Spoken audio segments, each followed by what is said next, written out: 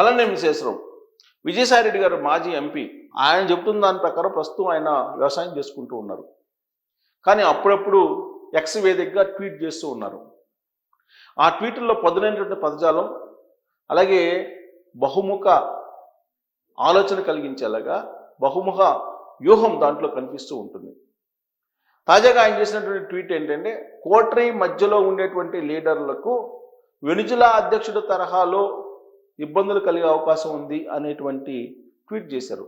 ఎక్కడ వెనుజులా అధ్యక్షుడు, ఎక్కడ తెలుగు రాష్ట్రాల్లో ఉండే రాజకీయాలు, ఈ రెండింటినీ ముడిపెట్టి ఆయన ఎక్స్ వేదికగా ట్వీట్ చేయడం జరిగింది. ఇప్పుడు అది సోషల్ మీడియాలో వైరల్ అవుతుంది. ఎందుకు వైరల్ అవుతుంది? ఆయన చేసినటువంటి ట్వీటు జగన్మోహన్ రెడ్డి గారి గురించే చేశారు అనేది తెలుగుదేశం పార్టీ వాళ్ళు, కూటమి నేతలు భావిస్తున్నారు. కాదు ఇప్పుడు అధికారంలో ఉన్నటువంటి వాళ్ళ గురించే ఆయన ట్వీట్ చేశారు అనేది వైఎస్ఆర్ కాంగ్రెస్ పార్టీ వాళ్ళు చెప్తున్నారు. అక్కడ ట్వీట్ అధికారంలో ఉన్నప్పుడు అని రాశారు. అదొక్కటే బేస్ చేసుకొని ఆయన కూటమి నేతల గురించే మాట్లాడారు విజయసాయిరెడ్డి గారు అని చెప్పి వైఎస్ఆర్ కాంగ్రెస్ పార్టీలో ఉన్న కొంతమంది నేతలు భావిస్తున్నారు. ఆయన రాజకీయంగా ఏ పార్టీకి చెందినప్పటికీ, వ్యవసాయం చేసుకుంటున్నప్పటికీ రాజకీయాల్లో ఆయన ప్రస్తావన, లేదంటే ఆయన ఏం చేస్తున్నాడు అనే దాని మీద అప్పుడప్పుడు చర్చ జరుగుతూనే ఉంది ఈ మధ్యకాలంలో. అయితే ఇప్పుడు సాయిరెడ్డి గారు మళ్ళీ రాజకీయాల్లోకి ఎంటర్ అయ్యే అవకాశం ఉందా అని అంటే, ఎంటర్ కావడానికి ఎక్కువగా కనిపిస్తూ ఉన్నాయి ఆయన ట్వీట్లను బట్టి కనుక మనం చూస్తూ ఉంటే. ఆయనకి అడ్డొచ్చిందల్లా ఒక కోటరీ మాత్రమే. ఆ కోటరీ జగన్మోహన్ రెడ్డి గారి కోటరీనా, లేదంటే ఇప్పుడున్నటువంటి కూటమిలో ఉండేటువంటి కోటరీనా అనేది ఇంకా స్పష్టత రావాల్సి ఉంది. కాకపోతే గతంలో ఆయన చెప్పిన దాని ప్రకారం మాత్రం జగన్మోహన్ రెడ్డి గారి చుట్టూ కోటరీ ఉంది. ఆ కోటరీ కారణంగానే 2024 ఎన్నికల్లో జగన్మోహన్ రెడ్డి గారు అధికారాన్ని కోల్పోయాడు. 11 సీట్లు రావడానికి ప్రధానమైన కారణం అదే అని చెప్పి ఆయన అభిప్రాయపడ్డారు. అదే చెప్పారు. అయితే ఈ కోటరీలో ఉండేటువంటి వాళ్ళల్లో కొంతమంది జగన్మోహన్ రెడ్డి గారికి అన్యాయం చేశారు అనేది ప్రజల్లోకి బలంగా తీసుకెళ్ళగలిగారు. నిజమే చెప్పారు విజయసాయిరెడ్డి గారు అనేది కూడా చాలామంది భావిస్తూ ఉన్నారు, అందరూ కాకపోయినప్పటికీ. అయితే ఆ కోటరీలో ఉండేటువంటి వాళ్ళు లిక్కర్ స్కామ్లో ఉన్నారు. లిక్కర్ స్కామ్ జైలు జీవితం గడిపి బయటకు వచ్చారు. బయటకు వచ్చిన తర్వాత వాళ్ళు నిమ్మకుండిపోయారు. అసలు ఏమి రాజకీయాల్లో ఎక్కడ తెర మీద కనిపించట్లేదు. అయినప్పటికీ కోటరీ గురించి విజయసాయిరెడ్డి గారు ప్రస్తావించారని అంటే, ఇప్పుడు ఆ కోటరీ గురించి ఎందుకు ప్రస్తావించారు? ఇప్పుడున్న ప్రభుత్వాన్ని టార్గెట్ చేసి ఆయన ఆ ట్వీట్ చేశారా? రాజకీయాల్లో ప్లస్ అధికారంలో ఉన్నప్పుడు ఆ అధికారంలో ఉండేటువంటి నాయకుడు ఎప్పుడైనా చుట్టూరు కొంతమందిని పెట్టుకుంటారా, లేదంటే ఆయన నమ్మకంగా ఉంచుకుంటారా, లేదంటే వీళ్ళే నమ్మకమైనటువంటి వాళ్ళగా క్రియేట్ అవుతారా అనేది పక్కన పెడితే ఖచ్చితంగా ఒక కోటరీ అనేది ఉంటుంది. దాన్నే కోటరీ అంటాం. అప్పుడు జగన్మోహన్ రెడ్డి గారికి కోటరీ ఉంది. జగన్మోహన్ రెడ్డి గారికి ఏదైనా చెప్పుకోవడానికి ప్రయత్నం చేస్తే వెళ్ళే అవకాశం లేదు. మూల విరాట్ జగన్మోహన్ రెడ్డి గారు అనేది ఒక పోల్చేవాళ్ళు. అప్పుడు ఆయన కలవాలంటే దాదాపు 4-5 అంచెల్ని దాటుకుని వెళ్ళాలి. ఈ 4-5 అంచెల్లో ఎక్కడో దగ్గర వెనక్కి తిరగాలి. జగన్మోహన్ రెడ్డి గారిని కలిసే అవకాశం లేదు, బాధలు చెప్పుకునేటువంటి అవకాశం అసలు ఉండేది కాదనేది ఆ పార్టీలో ఉండే కార్యకర్తలు అప్పట్లో చెప్పారు. అలాంటిది కనుక తొలగిస్తే జగన్మోహన్ రెడ్డి గారిని మళ్ళీ ప్రజలు ఆదరిస్తారనేది ఒక ఉచిత సలహా విజయసాయిరెడ్డి గారు అప్పట్లోనే ఇచ్చారు. కానీ ఆ కోటరీ మారలేదు. కొంత మారింది కానీ పూర్తి స్థాయిలో మారలేదు. ఆ కోటరీ ఉన్నంత వరకు ఆ పార్టీ బాగుపడదు అనేది ఆయన చెప్పారు.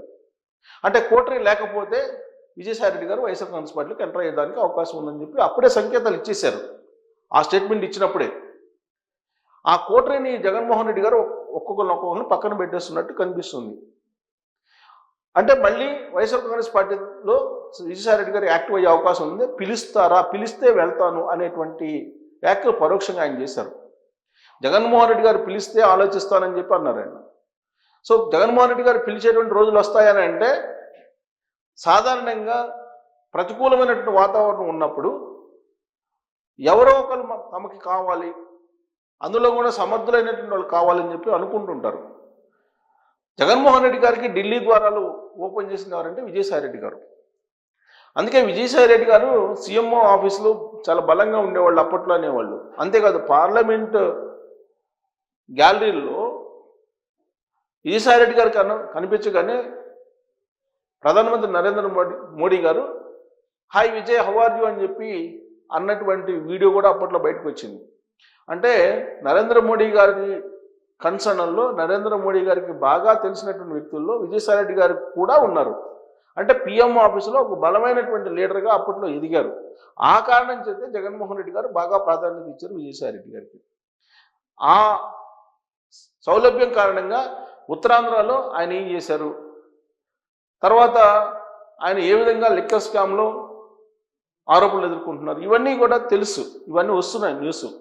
సో ఉత్తరాంధ్ర నుంచి తీసుకొచ్చి ఆయన్ని మళ్ళా వైఎస్ఆర్ కాంగ్రెస్ పార్టీ సెంట్రల్ ఆఫీస్లో ఉంటాం, ఆ తర్వాత ఆయనకి ఎంపీగా పోటీ చేయమని ఆదేశించడం, అక్కడికి వెళ్ళడం, ఇవన్నీ మనం చూసాం.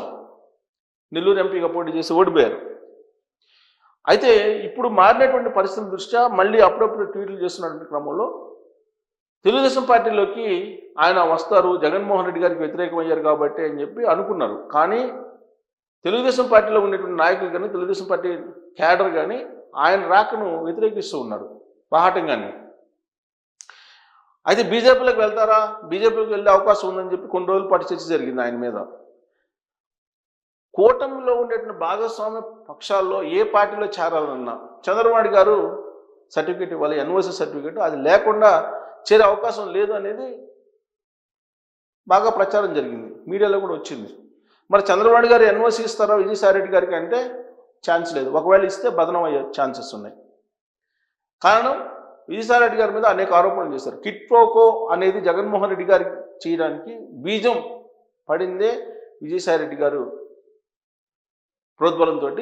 విజయసాయి రెడ్డి గారు బేసిక్గా ఆడిటర్ కాబట్టి ఆయన ఇచ్చినటువంటి సలహాలు సూచనలతోటి ఈ వ్యాపార సామ్రాజ్యాన్ని జగన్మోహన్ రెడ్డి గారు సృష్టించారు, వ్యాపార సామ్రాజ్యాన్ని స్థాపించారు అనేది తెలుగుదేశం పార్టీ లీడర్లకు ఉన్నటువంటి నమ్మకం. అలాంటి అనుమానం, అలాంటి నమ్మకం, అభిప్రాయం ఉంది. అలాంటప్పుడు విజయసాయి రెడ్డి గారిని తీసుకొచ్చి పక్కన కూర్చోబెట్టుకుంటారా అంటే ప్రస్తుతానికైతే సాధ్యపడదు అనేది కూటమిలో ఉండే నేతలు చెప్తూ ఉన్నారు. మరి ఇలాంటి సందర్భంలో ఆయన రాజకీయాలకు పూర్తిగా శాశ్వతంగా దూరంగా ఉంటారంటే ఉండరు. రాజకీయాలని ఒకసారి అనుభవించినటువంటి వాళ్ళు, అధికారాన్ని అనుభవించినటువంటి వాళ్ళు, పదవులు అనుభవించినటువంటి వాళ్ళు ఖచ్చితంగా మళ్ళీ పదవి కావాలనుకుంటారు 100% అనేది రాజకీయ వర్గాల్లో, లేదంటే రాజకీయ మేధావుల్లో కానీ, రాజకీయంగా బాగా ఎదిగినటువంటి వాళ్ళు కానీ అభిప్రాయపడుతూ ఉంటారు. కాబట్టి విజయసాయి రెడ్డి గారు ఖచ్చితంగా రాజకీయాల్లోకి ఎంటర్ అవుతారు. అయితే ఏ పార్టీలోకి ఎంటర్ అవుతారు, ఎలా ఎంటర్ అవుతారు అనేది ఇప్పుడు పెద్ద ట్విస్ట్. తాజాగా విజయసాయి రెడ్డి గారు చేసినటువంటి ట్వీట్ని బేస్ చేసుకుంటే కనుక ఖచ్చితంగా ఆయన వైఎస్ఆర్ కాంగ్రెస్ పార్టీలో మళ్ళీ చేరడానికి సంకేతాలు ఇస్తున్నారు అనేది కొంతమంది అభిప్రాయపడుతుంటే, ఢిల్లీని ఆయన సంతృప్తిపరచడానికి, లేదంటే ఢిల్లీ నేతల యొక్క పవర్ని తెలియజేయడానికి ఆ ట్వీట్ చేసి ఉండొచ్చు అనేది మరికొందరు అభిప్రాయపడుతున్నారు. మరి ఆ ట్వీట్ చూసిన తర్వాత విజయసాయి రెడ్డి గారి ఆంతర్యం ఏంటి అనేది మీకు అనిపిస్తుంది. దీని మీద మీరు ట్వీట్ చేయొచ్చు.